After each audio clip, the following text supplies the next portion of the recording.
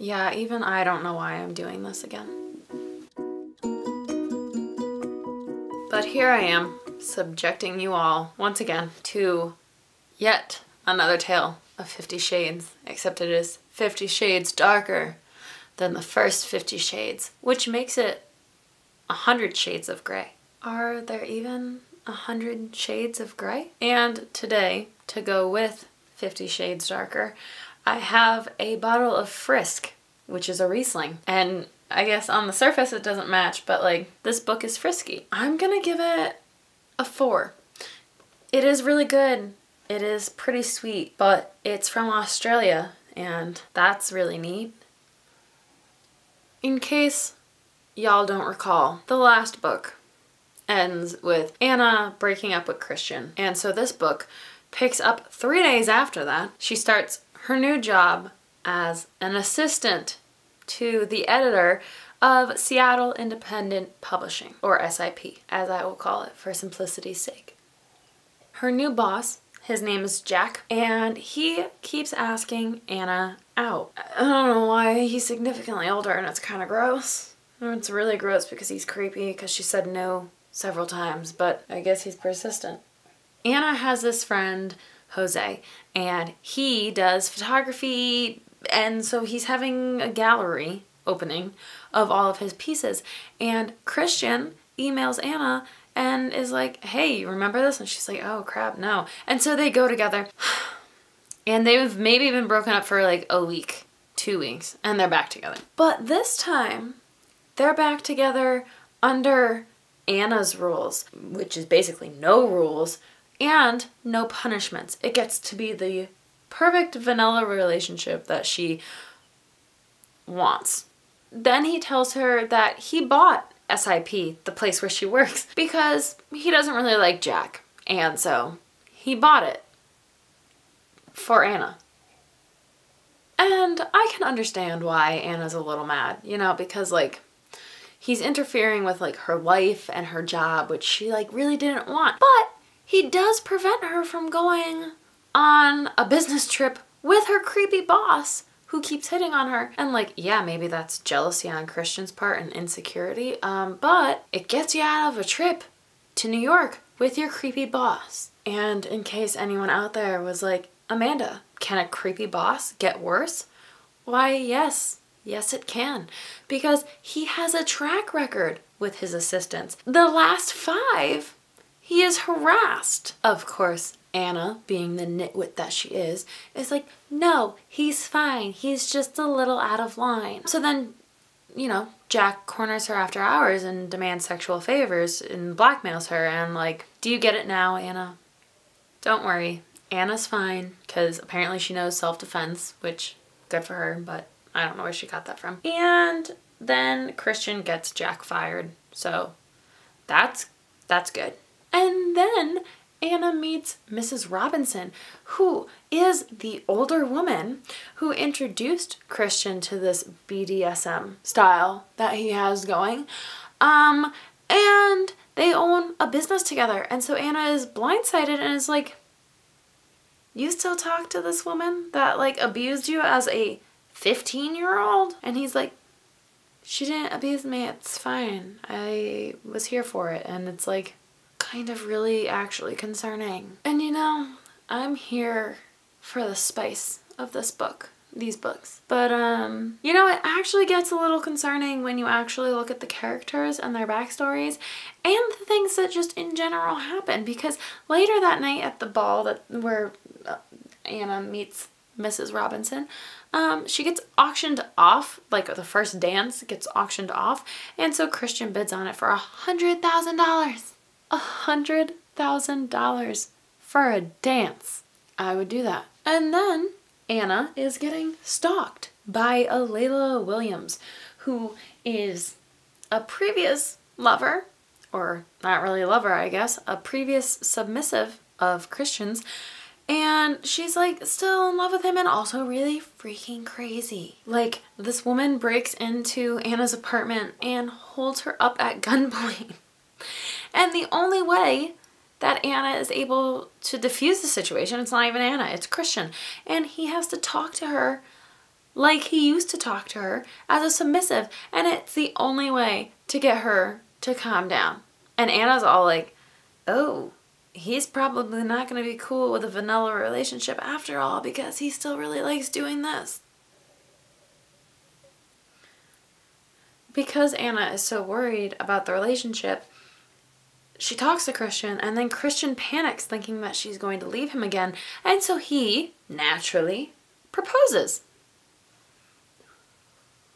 At some point, Christian gets in a helicopter, you know, because he's rich and he has at least one of those, and it crashes, like it goes down. Anyway, he makes it out just fine, and Anna's worrying was for nothing.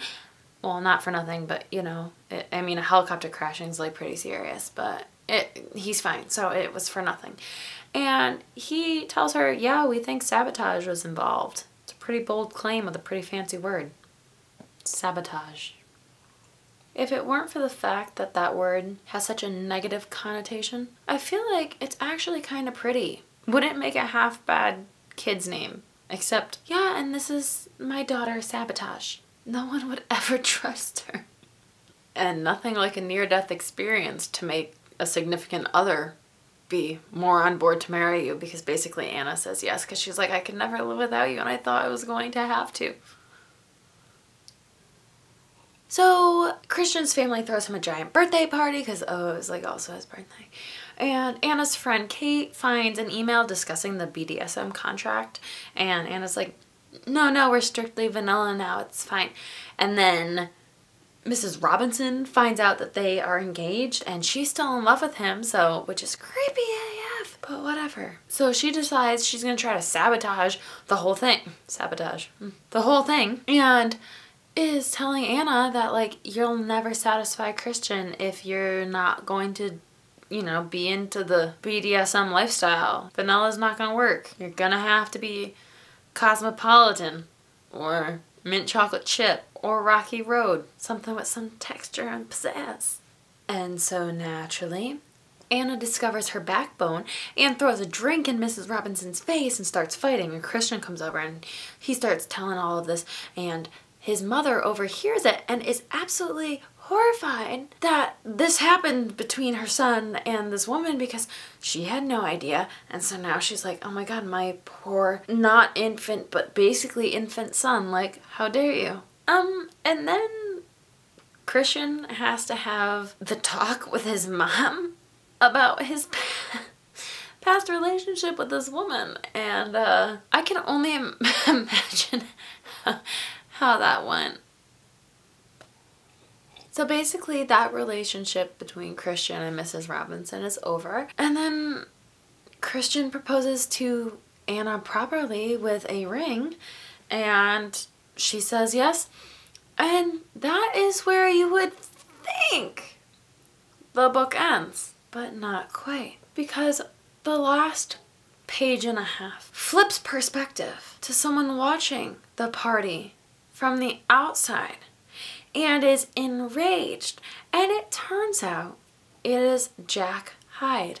You know, the man that was hitting on Anna, her boss, that Christian got fired, and so he's livid and now is seeking revenge. And we also find out that he was the one that sabotaged, I still like that, maybe as a middle name, the helicopter crash, because he was trying to kill Christian. And so that will bring us to our breakdown. Cover design. We'll be getting a 3. I think it's pretty enough. It was aesthetically pleasing. It's simple. The mask is significant of party ball for Christian's birthday where all hell breaks loose. And I like it. But characters are gonna get a 3.5. I love that Christian is here for that relationship. You know, like, it really is, I think, shows a lot for his character, being that, like, he was so into that BDSM life and now he is willing to change somewhat. Not entirely, kind of not at all, but like a little bit. He's willing to do more. Anna's just so dumb. I hate Anna, which I think is why these books aren't my favorite, just because they're all told through Anna's perspective and it's just, she's not great.